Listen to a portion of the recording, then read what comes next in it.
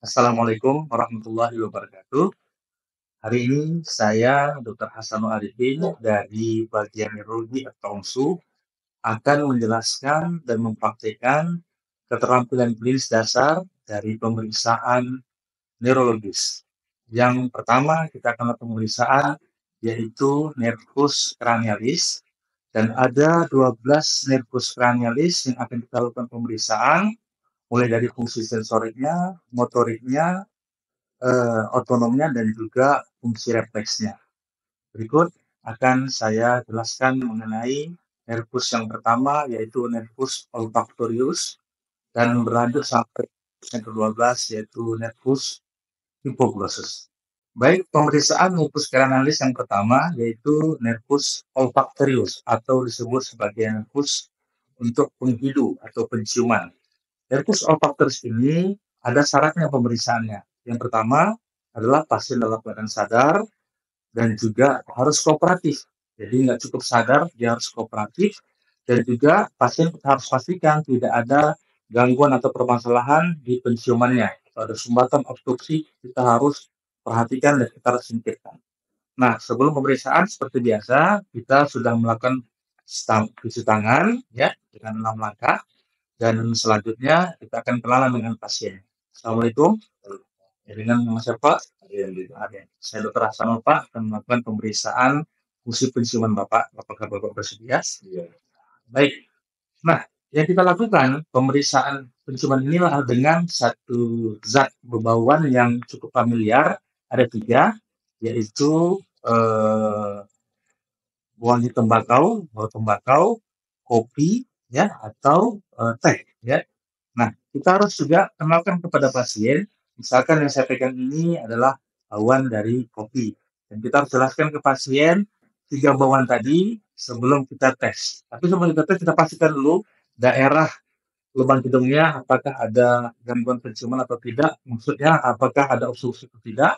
Kita lihat, kita inspeksi, kita lihat, ya, kita di daerah hidungnya tidak ada gangguan. Kemudian kita gunakan bebauan tadi ya untuk kita tes ke salah satu lubang hidungnya. Syaratnya pasien kita minta menutup salah satu lubang hidungnya. Pak, tutup lubang hidungnya sebelah kiri ya.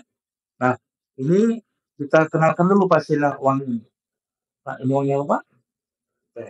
Oke. Ini sekali lagi. Ini apa, Pak? Tembakau. Oke. Jadi ini kopi. Sisi yang sebelah lagi. Ini apa? Kopi. Ya. Tim pasien akan menjawab sesuai dengan bauan yang dicontohkan. Nah, ketika pasien sudah mengenal, maka mintalah pasien untuk menutup mata. Ya, Pak, tutup matanya, Pak. Kita ulangi lagi, Bapak tutup salah satu lubang hidungnya. Bapak sebutkan ini bauan apa, ya. Oke. Ulangi, Pak. Ini bau. Oke. Pasien kalau secara normal dia akan mengenal, ya, bau-bauan yang sesuai dengan baunya kopi, teh atau tembakau. Nah, berikut sekian daripada pemeriksaan nervus olfactorius. Mudah-mudahan bermanfaat. Untuk pemeriksaan nervus yang kedua atau disebut sebagai nervus opticus atau fungsi penglihatan. Nah, pemeriksaan ini ada beberapa pemeriksaan sebenarnya. Ada pemeriksaan visus atau ketajaman penglihatan, pemeriksaan lapangan pandang, pemeriksaan refleks cahaya, ya, pupil, kemudian buta warna dan endoskopi. Namun yang kita lakukan pemeriksaan hari ini adalah pemeriksaan visus, lapangan pandang, dan pemeriksaan pupil, ya. Nah, yang pertama visus. Nah, pemeriksaan visus kita menggunakan alat namanya Snellen chart. Jadi Snellen chart itu dengan jarak 6 meter kita pasangkan di tempat praktek kita. Namun untuk pemeriksaan kali ini kita anggap pemeriksaannya dengan cara menghitung jari, dengan lambaian tangan dan juga dengan cahaya. Pastikan pasien itu tidak ada kelainan mata dulu. Jadi kalau pasiennya ada katara atau ada infeksi pada mata, pemeriksaan penglihatan itu tidak bisa kita lakukan. Nah, pasien kita mulai dengan posisi antara dokter pemeriksa dengan pasien itu harus berjarak kurang lebih 1 sampai 6 meter. Kita mulai dari jarak 1 meter, di mana pasien dengan posisi duduk, Pak agak mari sedikit Pak, bisa dilakukan di atas meja praktik kita, kemudian pasien menghadap ke kita, ya. Kemudian dalam jarak mulai dari 1 meter, ya, kita minta pasien untuk melihat eh, gerakan jari kita, hitungan jari kita. Jadi jarak 1 meter, kita tes, kalau misalkan bagus, kita jarak 2 meter, 3 meter, sampai jarak maksimal 6 meter.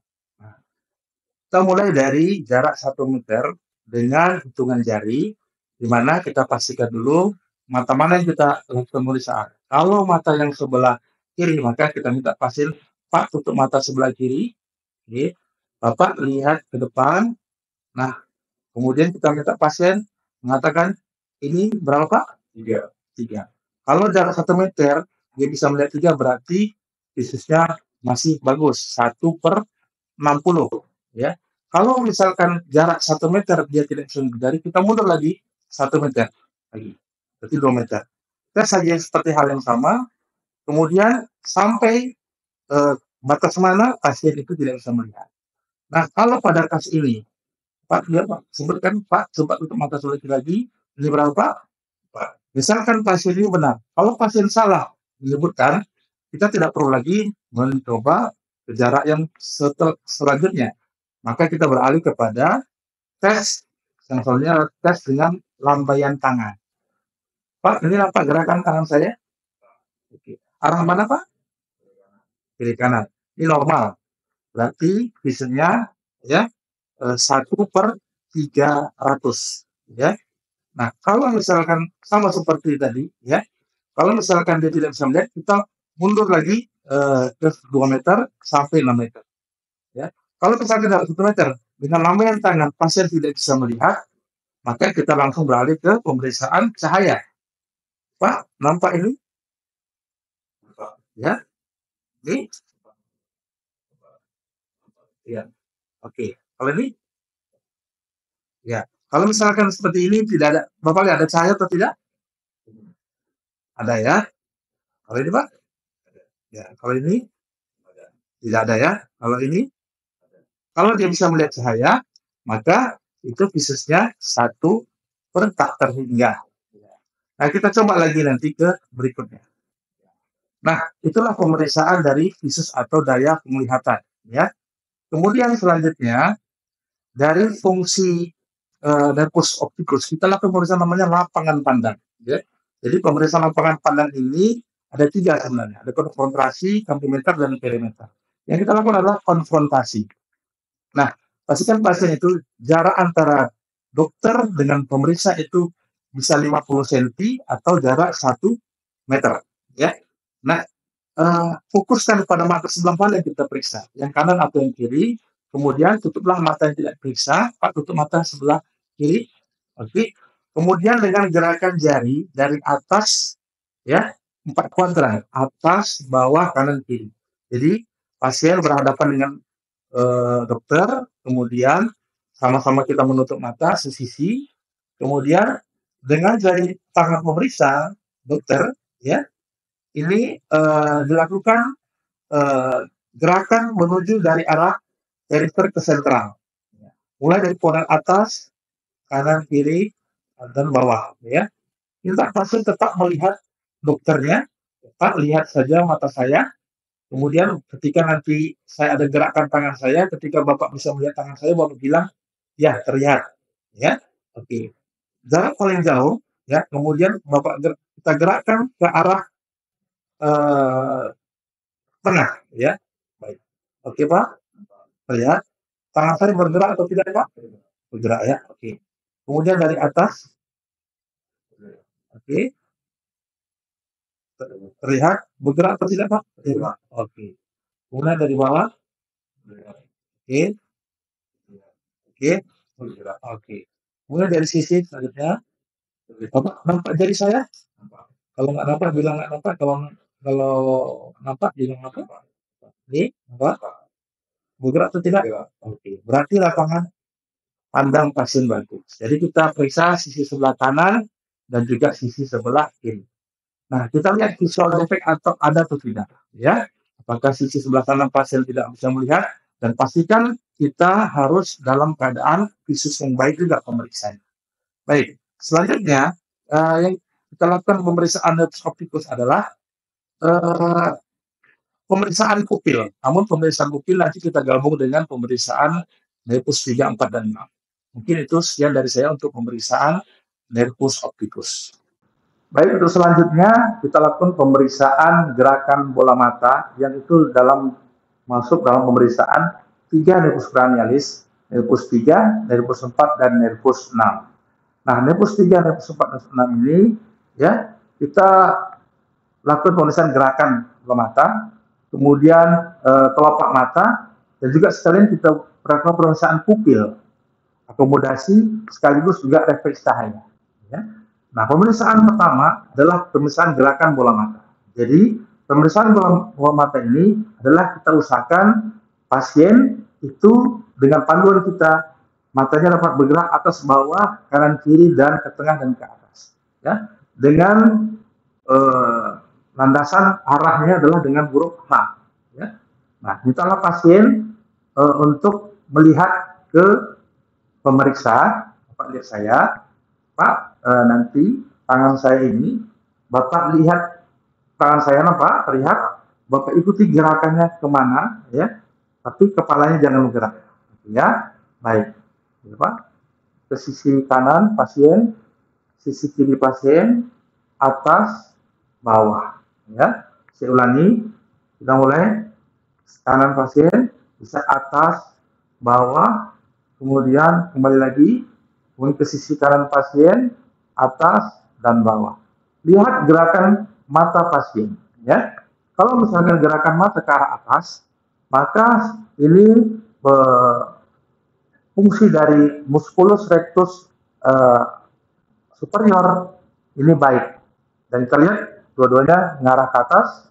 Kemudian inilah nervus daripada nervus 3. Kemudian ke arah bawah, ini musculus rectus yang inferior, ini nervus 3.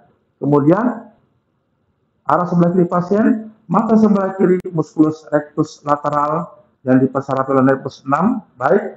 Sedangkan mata sebelah kanan, ini nervus 3 dengan otot musculus rectus medialis. Ini gerakannya baik.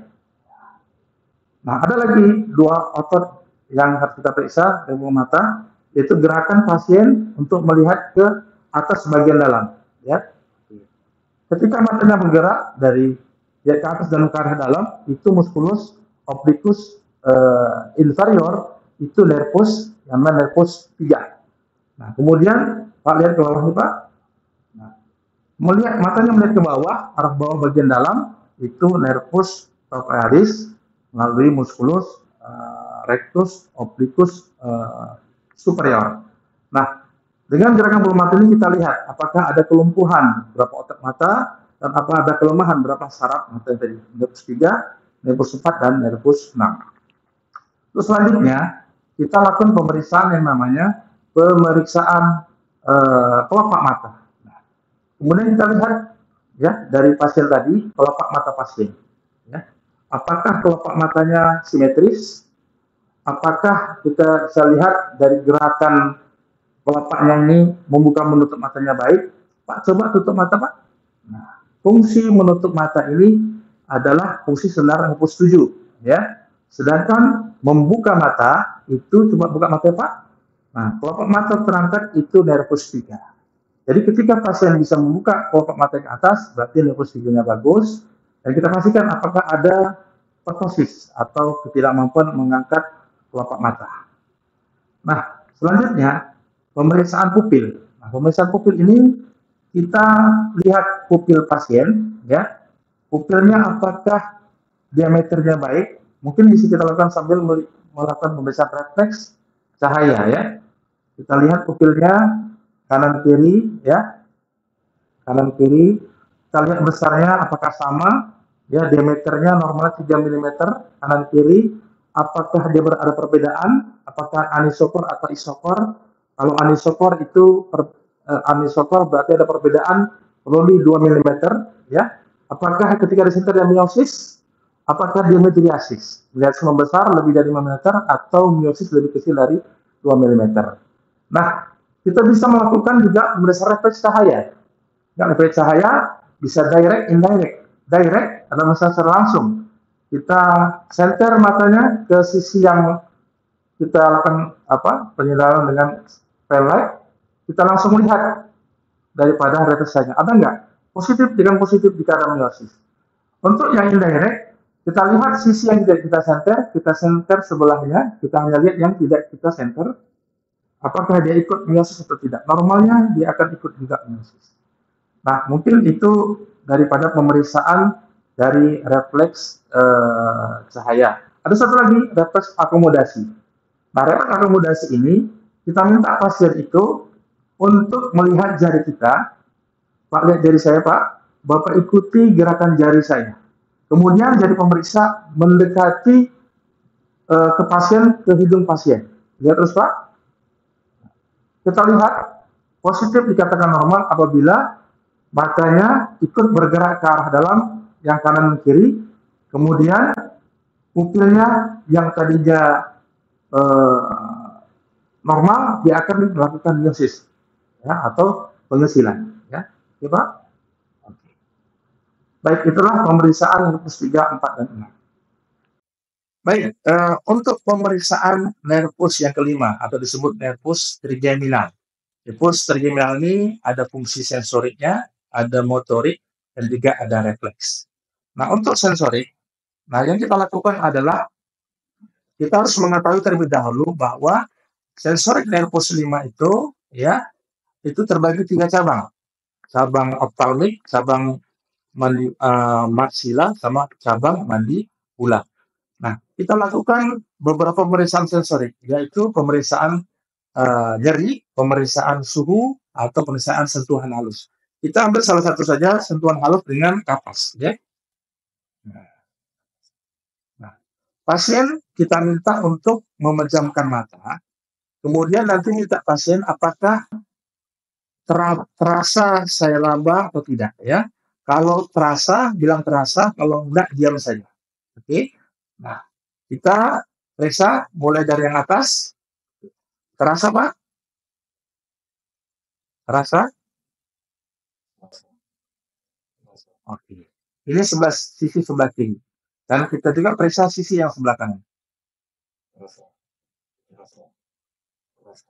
Artinya secara sensorik nervusnya bagus. Kemudian yang untuk motoriknya, pasien kita minta untuk membuka dan menutup mulut, ya.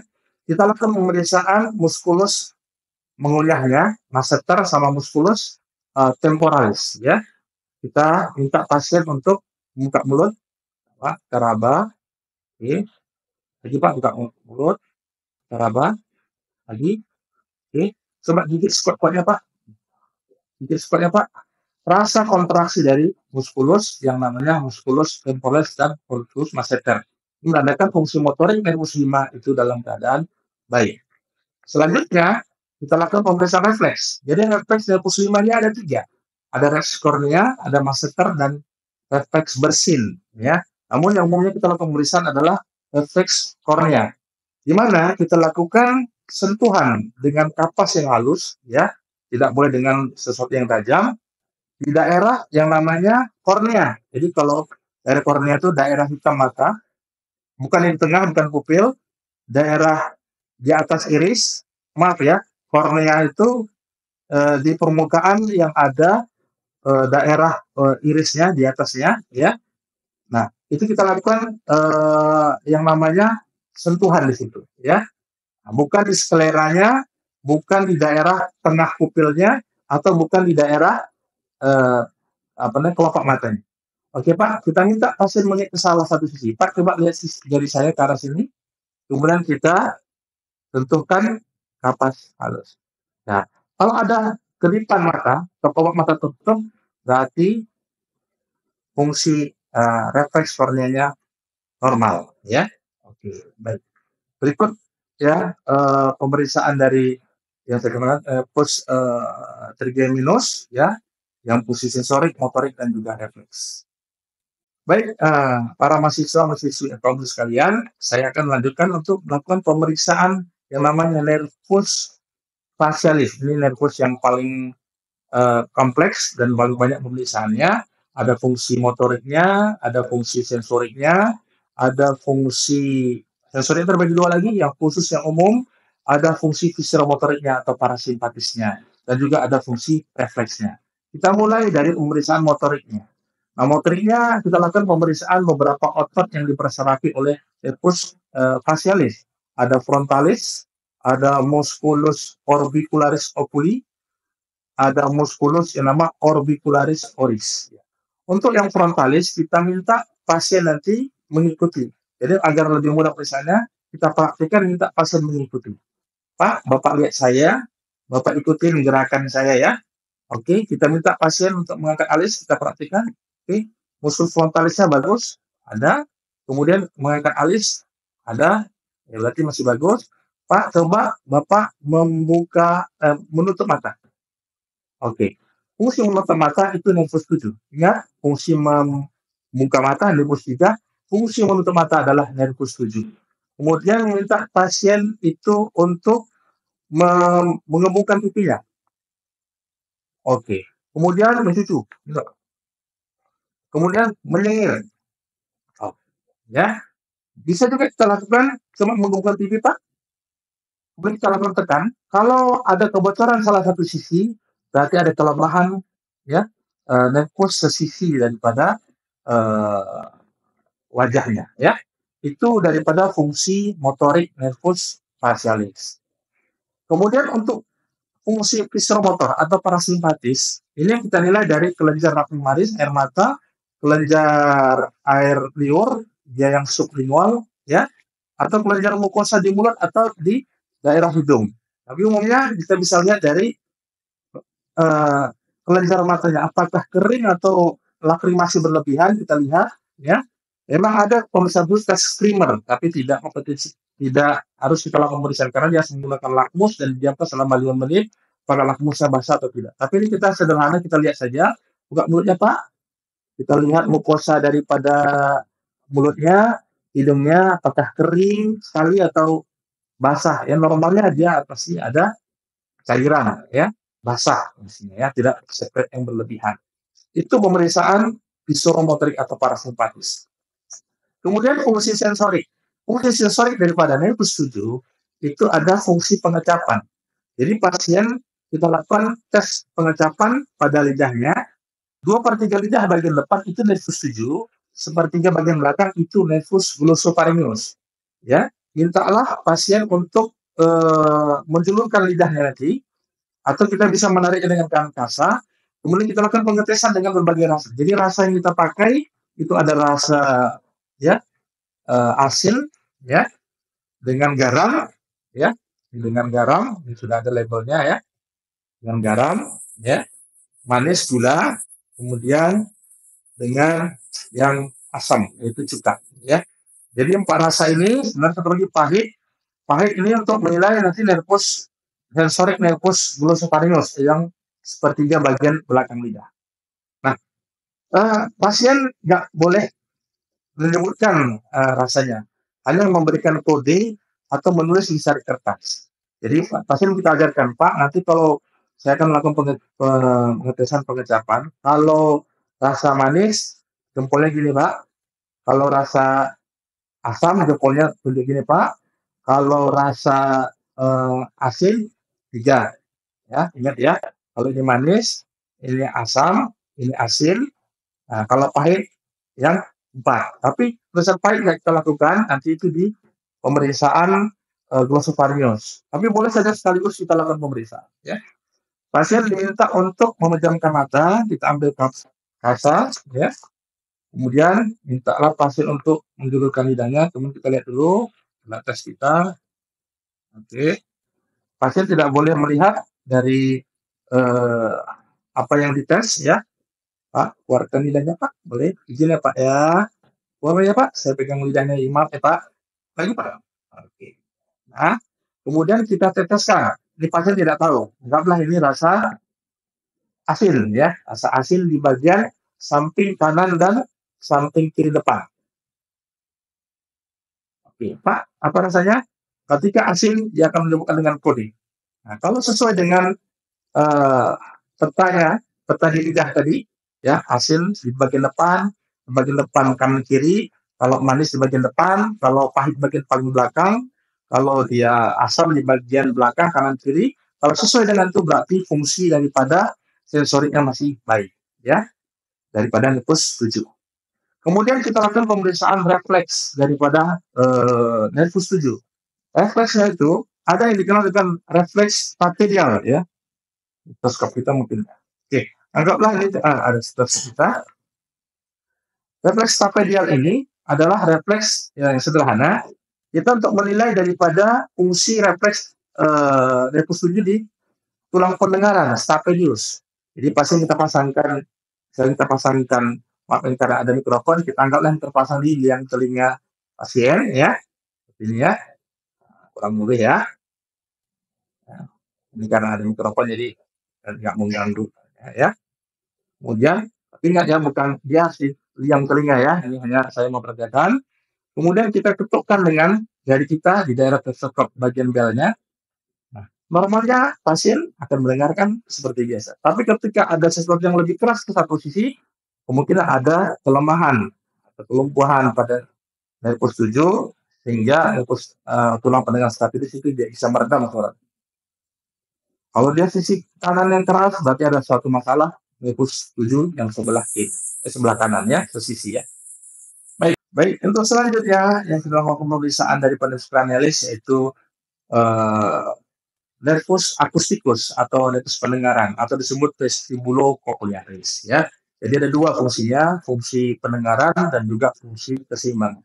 Kita tes fungsi pendengaran dengan garpu tala dengan frekuensi 18256 ya, garpu tala ya. Nah, ini ada frekuensinya sesuai dengan ya, ada labelnya ya. Oke. Yang bagaimana ya? Oke.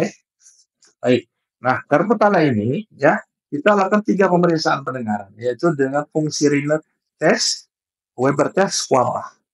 Sederhana ya, untuk kita lakukan pemeriksaan Rinne test. Rinne test itu adalah untuk membandingkan konduksi tulang dengan kondisi daripada tulang pendengar dengan udara ya. Jadi pasien kita lakukan pemeriksaan seperti ini, kita bunyikan garpu talanya, kemudian kita dekatkan. Oke, maaf ya, ini ya. Sementara dulu ya. Ke tulang pendengaran mastoid pasien. Nah, kalau pasiennya itu terdengar ya, dia kemudian dengar suara di telinganya, bilang ke pasien, kalau nanti sudah hilang suaranya, nanti saya pindahkan ke depan. Kalau mendengar, bilang dengar, kalau enggak, bilang tidak ya. Oke. Baik. Dengar. Kalau sudah nggak dengar lagi, bilang ya. Dengar. Oke. Ini normal ya. Ketika kita lakukan misalnya di tulang pendengaran, dia dengar, kemudian setelah tidak terdengar pendengaran, kita pindahkan ke depan, berarti ini fungsi daripada konduksi udara, normalnya dia harus bisa mendengar. Nah, normalnya mendengar. Kalau dia tidak mendengar, berarti ada satu masalah di konduksi, atau mungkin ada otitis, atau ada sumbatan dari saluran pendengar. Itu fungsi Rinne test. Ya. Nah, kemudian selanjutnya tes yang namanya Weber. Weber ini untuk membandingkan kondisi tulang kanan dan kiri pasien. Yaitu dengan kita getarkan nala, nanti Pak, nanti saya akan letakkan di puncak kepala Bapak. Nah, nanti kalau sama kanan kiri bilang sama, kalau ada sisi yang lebih keras suaranya Bapak bilang keras ya. Tidak akan kemari ya. Ya. Nah, kalau sama bilang sama, kalau ada sisi yang keras bilang keras. Sama atau ada sisi yang lebih keras? Sama. Kalau sama normal. Kalau misalnya dilakukan ada sisi yang kanan lebih keras, kemungkinan ada dua permasalahan. Bisa jadi di sini ada tuli konduksi atau di sini ada tuli persepsi. Oleh karena itu dia harus konfirmasi dengan pemeriksaan yang lain. Itu namanya tes Weber. Ya.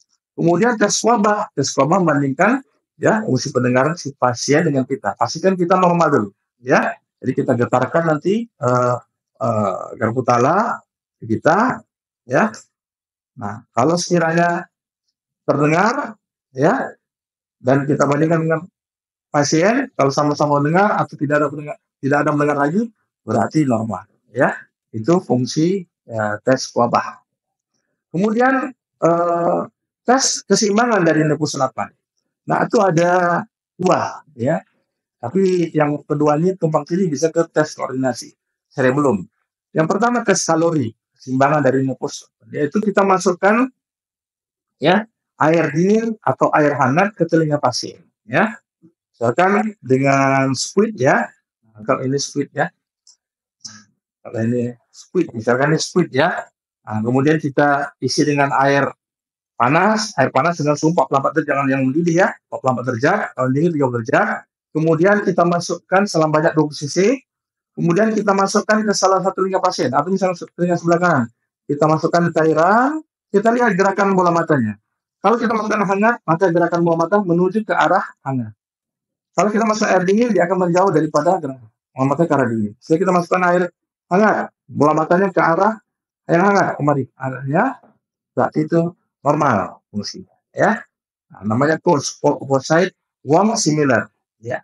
Nah, itu fungsi keseimbangan daripada pulse 8, ya. Juga ada yang sama pulse pointing test. Pulse pointing test itu pasien kita minta untuk menunjuk ke jari kita dengan posisi tangan tak kata seperti ini. Nanti kita contohkan terlebih dahulu, ya, seperti ini. Nanti saya seperti ini, Bapak seperti ini. Tirukan gerakan saya, ya. Berulang-ulang, ya. Harus pas ke jari Bapak, ke jari pemeriksaannya, ya. Bisa? Praktekkan seperti saya? Oke. Oke, Pak? Ya. Ke atas. Pas, harus sampai maksimal. Ya. Terus ulang-ulang. Nah. Oke, tutup mata, Pak. Sampai tutup mata. Oke. Ini berarti pasiennya normal fungsi keseimbangan. Kalau tidak normal, dia akan arahnya, contohnya, saya contohkan, ya arahnya tidak menuju ke pemeriksa, ya. Ya. Kalau dia memeriksa itu dalam batas normal. Itulah daripada fungsi nervus pendengaran 8. Ya, baik. Untuk selanjutnya nervus cranius itu nervus 9, 10, glossopharyngeus dan nervus vagus. Nervus glossopharyngeus kita melihat fungsi daripada nervus 9 dan 10 ini biasanya dengan cara bersamaan, ya. Kita minta pasien itu membuka mulut, ya. Kemudian Pak membuka mulutnya, Pak. Oke, kita lihat, ya, plika, kita lihat apa namanya, anak lidahnya, mukosanya, palatum molenya, ya. Kemudian kita lihat, ya, taringnya, ya. Oke, kemudian kita langsung bisa melihat apakah anak lidahnya itu pelikanya itu di tengah atau apa. Normalnya dia berada di tengah, ya. Kemudian kita bisa rangsang muntah. Kita masukkan yang namanya tang spatel ke dalam, kita sentuh laringnya. Kalau kita sentuh laringnya ada reaksi muntah, berarti dia normal. Nah, kita lihat di sini, kan, lihat lidahnya, pelikanya bagus. Kalau mau kita rangsang muntah, kita tinggal sentuh laringnya, maka akan timbul refleks muntah. Kalau ada timbul refleks muntah kita sentuh, berarti pasien dalam refleks yang normal. Seperti itu, ya. Oke, untuk selanjutnya saya akan melakukan pemeriksaan nervus yang ke-11 atau nervus accessorius. Nervus accessorius ini adalah pulmotorik. Jadi ini sederhana pemeriksaannya, tinggal kita minta pasien itu mengikuti perintah kita.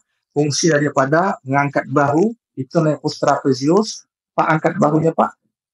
Wah, kita bisa lihat kekuatannya dan juga kita bisa lihat simetrisnya. Oke, Pak? Oke. Kemudian minta bisa menolak ke kanan Pak. Bisa kita naik kekuatannya. Dilawan. Oke, Pak. Yang ke kiri, Pak.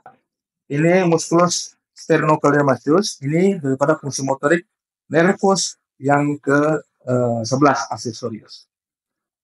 Baik, selanjutnya saya akan yang terakhir daripada nervus cranius ini adalah pengujian nervus yang namanya nervus hypoglossus atau nervus yang ke-12. Nah, ini pemeriksaannya sederhana juga. Kita bisa melihat dalam keadaan istirahat lidahnya, kemudian kita saat menjulurkan lidah. Kita minta pasien untuk membuka mulutnya, Pak, buka mulutnya. Oke. Kita lihat permukaan lidahnya, apakah ada atrofi, apakah ada pasi. Nggak usah dijulur lidahnya, Pak, di dalam aja, seperti biasa, buka mulut, Pak. Ya, kita lihat apakah ada atrofi, apakah ada vesikulasi, apakah ada tremor, ya. Kemudian apakah ada deviasi, lidahnya jatuh ke sisi, ya, yang sehat atau yang sakit. Kalau dia jatuh ke sisi kiri, berarti ada sisi yang sakitnya ada sisi kanannya, ya. Kalau kita julurkan lidahnya, Pak, apakah dia medial, normalnya medial? Kalau dia ke sisi kanan atau kiri, berarti lesinya sesisi. Ke sisi kiri berarti sisi nervus yang 12 kiri yang terkena. Oke. Kuartal yang kedua, kita lihat apakah tremor, faskulasi, apakah ada trofi pabrik. Nah, seperti itu sederhananya pemeriksaan nervus yang ke-12 atau hipoglosus. Ya, demikianlah ya pemeriksaan 12 nervus cranialis ya mulai dari yang pertama ya olfaktorius sampai yang terakhir hipoglosus. Semoga dapat kita pahami, kita praktekkan dalam pemeriksaan fisik untuk mendukung satu diagnosis penyakit dalam bidang neurologi. Demikian dari saya. Wassalamualaikum warahmatullahi wabarakatuh.